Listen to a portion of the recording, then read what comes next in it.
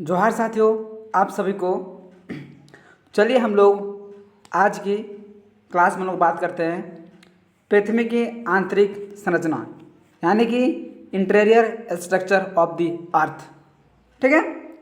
आप लोगों का क्वेश्चन में माइंड में ये क्वेश्चन आया होगा कि आखिर हम लोग पृथ्वी के जो आंतरिक संरचना है, हम लोग तो पृथ्वी के बाहर में रहते हैं, तो पृथ्वी के अंदर में क्या है, ठीक है, किस प्रकार के तत्व पाए जाते हैं।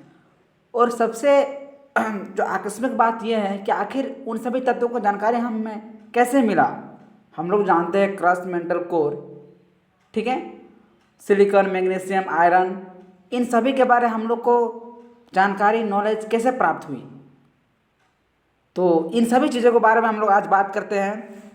ठीक है, एकदम बेसिक से शुरू करेंगे, ये स्टार्ट कैसे होती है, और हम लोग जो interior structure of the earth में है, ठीक है, मेनली इसमें बात करेंगे कि आखिर जो कोर, क्रस्ट, मेंटल कोर हैं, इनके जो तत्व हैं, ठीक है, और पृथ्वी के अंदर में इन सभी तत्वों की जानकारी हम लोग कैसे प्राप्त होती है, इन सभी चीज़ों का हम लोग बात करते हैं।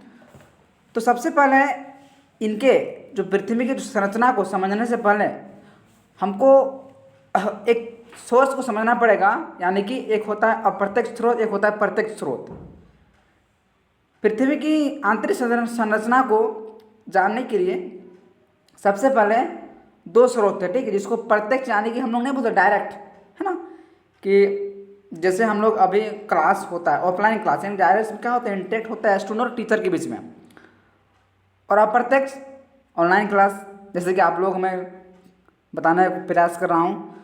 उसी प्रकार से प्रत्यक्ष स्रोत में ड्रिलिंग हो गया, ठीक है, माइनिंग हो गया, खनन जिसको बोलते हैं, और वोल्केनो यानी कि ज्वालामुखी, यह हमारा प्रत्यक्ष स्रोत आता है।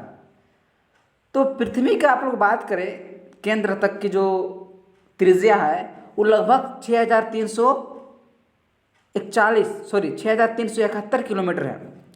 तो उतना गहराई तक हम लोगों को खुदाई करना, ड्रिलिंग करना, माइनिंग करना पॉसिबल नहीं है। मैं आप लोगों को बता देना चाहता हूँ कि आज तक, अभी तक अगर ड्रिलिंग का बात करें तो मात्र 12 किलोमीटर हुआ है, जो कि कोला प्रायद्वीप आर्कटिक महासागर में किया गया है।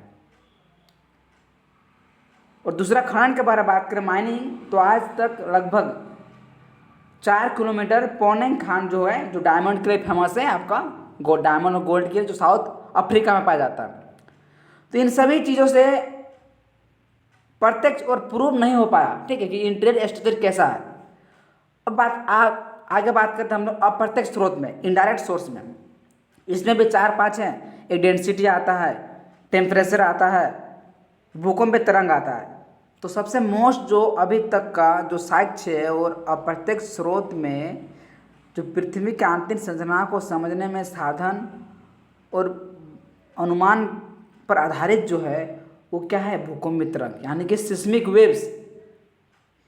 इन सिस्मिक वेव्स के द्वारा हम लोगों को ये जो पृथ्वी की, है ना, आंतरिक संरचना के बारे में पता चला। पृथ्वी की जो आंतरिक संरचना है, ठीक है, इनडायरेक्ट सोर्स है सिस्मिक वेव्स के द्वारा। इसमें होता क्या है, इसमें मेनली दो वेव्स होते हैं, प्राइमरी और सेकेंडरी वेव्स। प्राइमरी वेव्स जो सभी मीडियम में, चाहे ठोस हो, चाहे लिक्विड हो, चाहे तीनों मीडियम में ट्रेवल करता है। जो सेकेंडरी वेव्स है वो ओनली सॉलिड में ट्रेवल करता है। तो सिस्मिक वेव्स के द्वारा सबसे सटीक उसको वैज्ञानिक साधन बनाना आता है पृथ्वी की आंतरिक संरचना को समझने में, ठीक है। और उसी के अध्ययन से हम लोगों को पता चला कि पृथ्वी का जो औसत घनत्व कितना है, 5.5 है।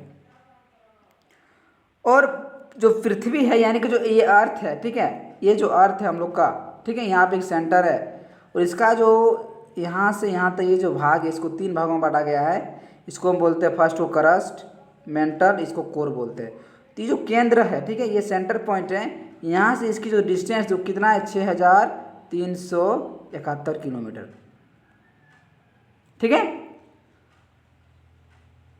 तो हम लोग जब पृथ्वी की जो अर्थ है, ये हम लोग रहते हैं यहाँ पे, यहाँ से पृथ्वी के धरातल से हम लोग जब केंद्र की ओर जाते हैं तो डेंसिटी जो होता है वो क्या करता है, इंक्रीज करता है। डेंसिटी हम लोग का बढ़ता है। क्यों बढ़ता है?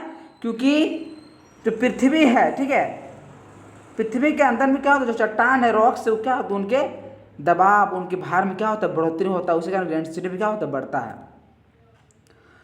और सामान्य नियम के अनुसार जानते हैं हम लोग कि जो pressure is directly proportional to temperature, यानी कि अगर प्रेशर बढ़ेगा तो टेम्परेचर भी बढ़ेगा, तापमान बढ़ेगा तो दाब भी बढ़ेगा। तो क्या होता है, प्रति यानी कि 32 मीटर में प्रत्येक 32 मीटर में 1 डिग्री तापमान में बढ़ोतरी होता है। 1 डिग्री सेल्सियस तापमान में बढ़ोतरी होता है।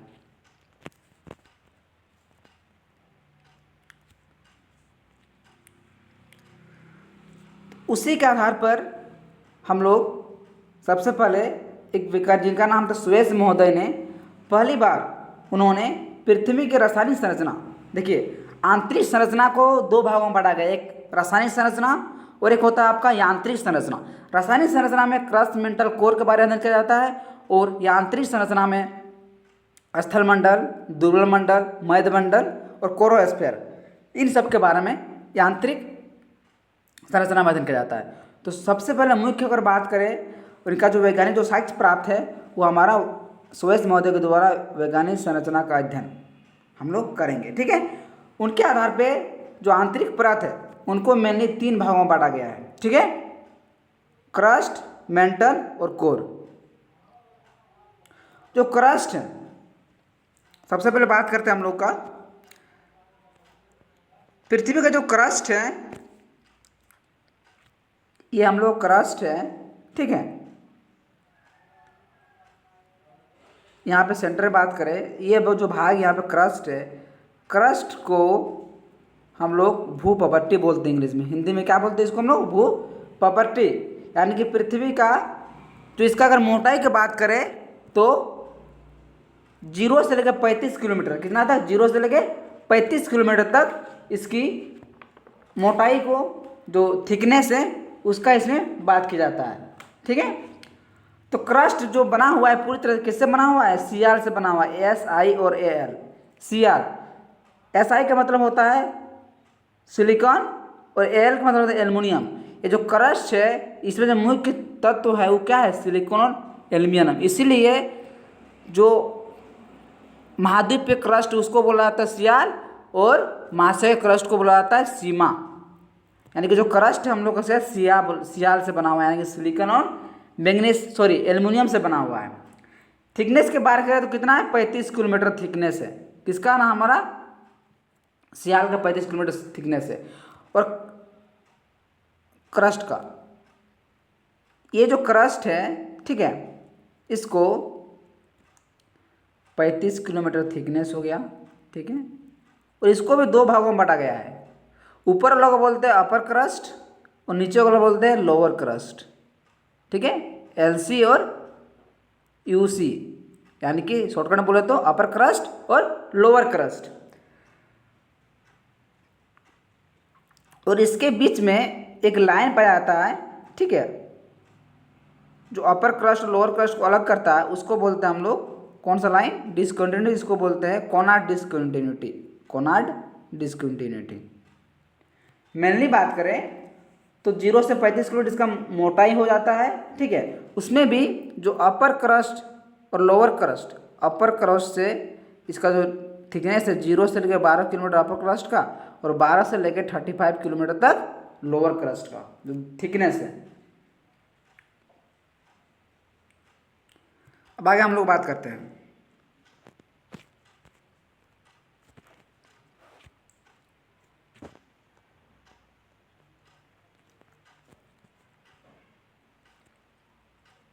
सीआर, यानी कि जो अभी हम बात करें क्रस्ट।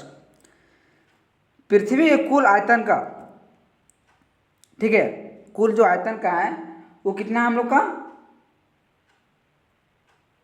सॉरी यहाँ पे पृथ्वी में कुल आयतन का 1% होगा और द्रव्यमान का हो जाएगा 0.5%।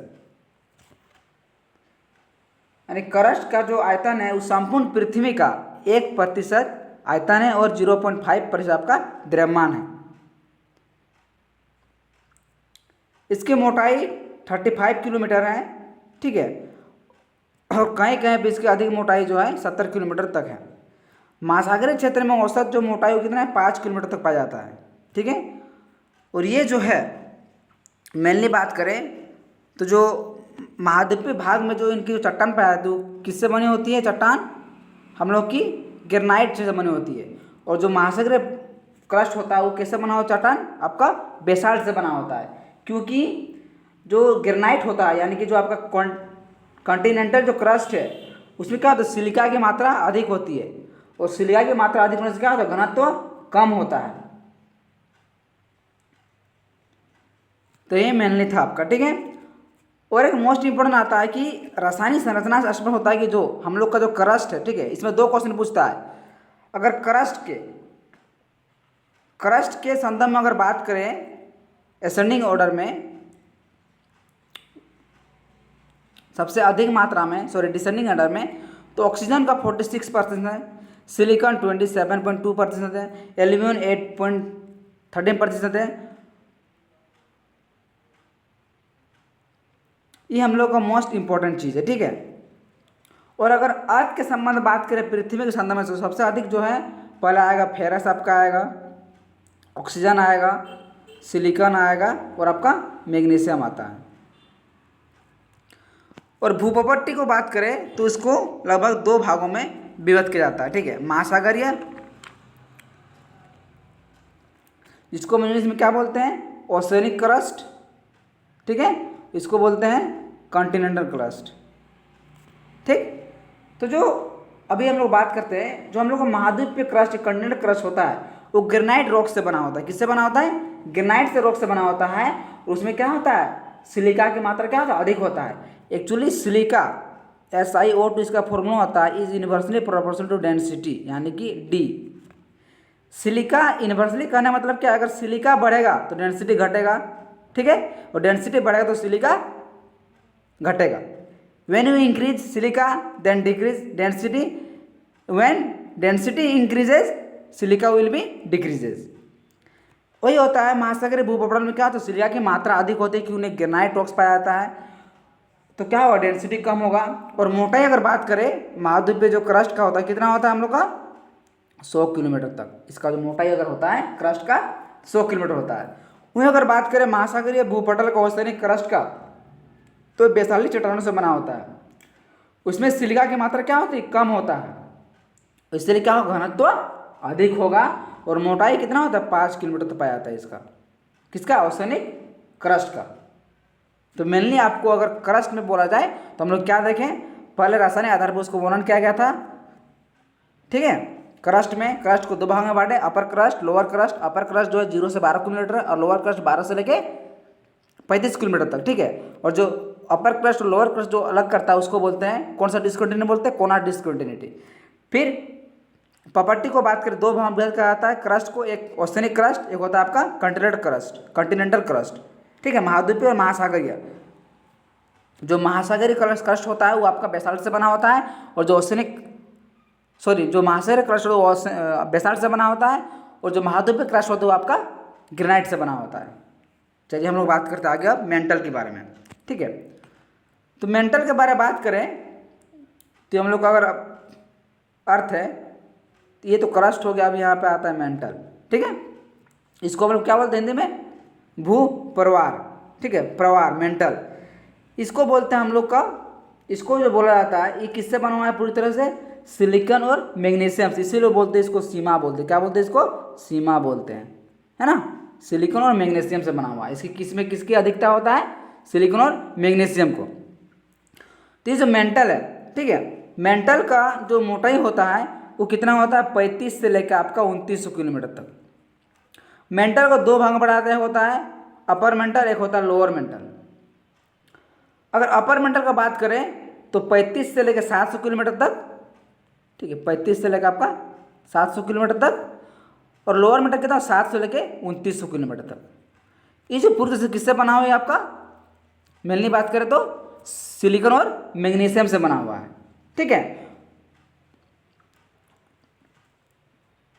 और ये संपूर्ण पृथ्वी के अगर कुल आयतन का बात करें तो 83% और द्रव्यमान का 68% भाग जो है मेंटल है।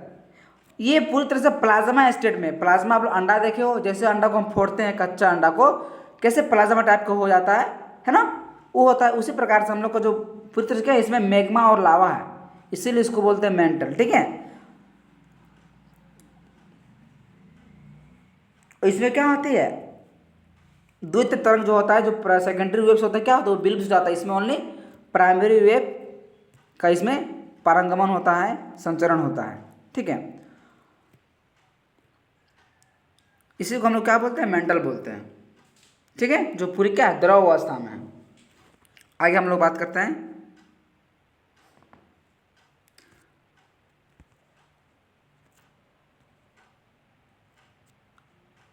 कोर। ठीक है, कोर के बारे में बात करें। ठीक है, कोर क्या होता है, कोर इसका अगर बात करें, डिस्टेंस का बात करें तो 2900 किलोमीटर से लेके 2900 से लेके आपका 6371 किलोमीटर तक। ठीक है, कोर का, कोर में क्या होता है कि जो इसका दो भाग है कोर का भी। ठीक है, ये अगर ये है, ठीक है, ये हो गया क्रस्ट, मेंटल कोर। कोर का दो भाग है, एक होता है आपका आउटर कोर और होता है इनर कोर।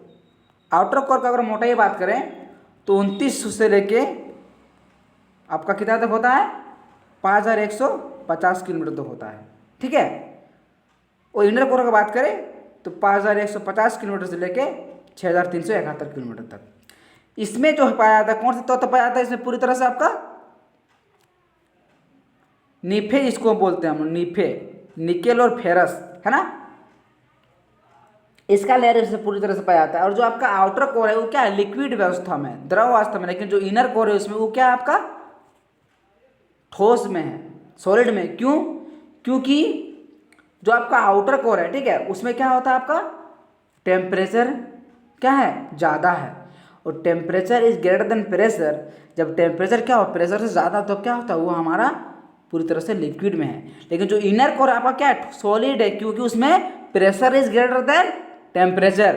दाब है वो आपका क्या है, तापमान से अधिक होने के कारण क्या है, ये आपका जो इनर कोर है वो क्या है, आपका ठोस है।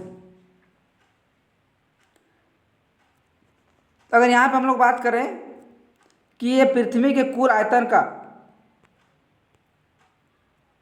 कितना प्रतिशत है, 16%। द्रव्यमान कितना है, 32% है। ठीक है, इसमें केवल क्या होती है, प्राइमरी वेव से क्या होता है, गमन करता है। ये जो मंडल अभी बात करें लोहा और इससे बना हुआ है। ठीक है, सिंपल बात करें। अब हम लोग बात करते हैं कुछ डिसकंटिन्यूटी के बारे में, आगे हम लोग बात करते हैं। ठीक है, संपूर्ण इस पिक्चर में हम लोग समझते हैं।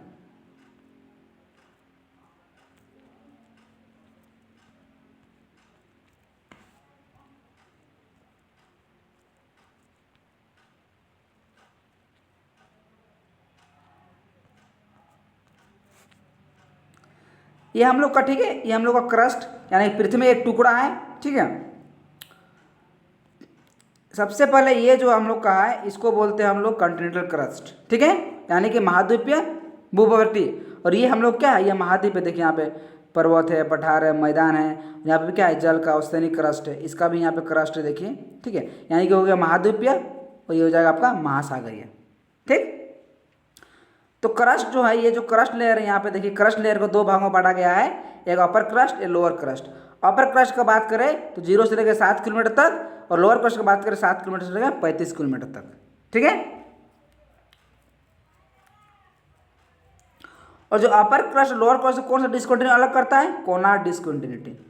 ठीक है, अब बात आगे करते हैं हम लोग मेंटल को लेयर के बारे में। तो मेंटल लेयर को दो भागों में बांटा गया है, वो अपर मेंटल, लोअर मेंटल। ठीक है,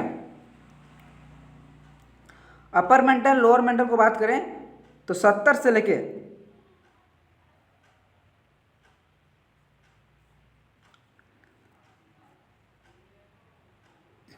कहीं कहीं आपका 35 भी होगा। ठीक है, तो 35 से लेके आपका ये जो 700 है, ठीक है, ये आपका क्या हो जाएगा, आपका अपर मेंटल। ठीक है, ये सब पूरा को क्या बोलेंगे, अपर मेंटल हो जाएगा। और 7 से लेकर 29 क्या हो जाएगा, ये लोअर मेंटल हो जाएगा। ठीक है, अब यहाँ पे क्या होता है कि अपर मेंटल, ये जो अपर मेंटल है और जो लोअर क्रस्ट है, इसको कौन सा डिस्कंटिन्यूटी अलग करता है, ये करता है मोहो डिस्कंटिन्यूटी। क्वेश्चन पूछता है कि लोअर क्रस्ट और अपर मेंटल कौन सा डिस्कंटिन्यूटी अलग करता है ना, मोहो डिस्कंटिन्यूटी। ठीक है, और फिर अपर मेंटल और लोअर मेंटल को कौन सा डिस्कंटिन्यूटी अलग करता है ना, रिपीटेड डिस्कंटिन्यूटी। अब आगे हम लोग बात करते हैं आउटर कोर। कोर को 2 भाग में बांटा गया है, एक आउटर कोर, एक होता है इनर कोर। ठीक है, ये जो आपका क्रस्ट क्या है, पूरा सॉलिड है, मेंटल पूरी तरह से द्रव अवस्था में है। ठीक है, प्लाज्मा अवस्था में। जो आउटर कोर है वो आपका क्या है, द्रव में है, लिक्विड में, लेकिन जो इनर कोर है क्या, आपका सॉलिड है। ठीक है, तो 2900 से लेके 5150 किलोमीटर क्या है, आउटर कोर का है। ठीक है, और 5150 किलोमीटर 6371 किलोमीटर आपका इनर कोर का है। तो लोअर मेंटल और आउटर कोर को कौन सा डिस्कंटिन्यूटी अलग करता है, गुटेनबर्ग डिस्कंटिन्यूटी। और आउटर कोर और इनर कोर को लेमन डिस्कंटिन्यूटी, असंबंधता। मेनली बात करें तो हम लोग आज क्या सीखे कि interior structure of the earth के बारे में, रासायनिक संरचना के आधार पर सोएस महोदय ने 3 भागों में बांटा था। क्रस्ट, मेंटल कोर के बारे में, क्रस्ट को 2 भागों में बांटा गया, upper crust, lower crust, mantle को 2 भागों में, upper mantle, lower mantle, core को 2 भागों में, upper core, outer core, inner core. ठीक है, डिस्कंटिन्यूटी बात करें तो अपर क्रस्ट और लोअर क्रस्ट को कौन सा डिस्कंटिन्यूटी अलग करता है ना, कोना डिस्कंटिन्यूटी।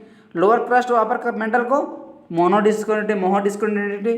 अपर मेंटल और लोअर मेंटल को रिपीटेड डिस्कंटिन्यूटी।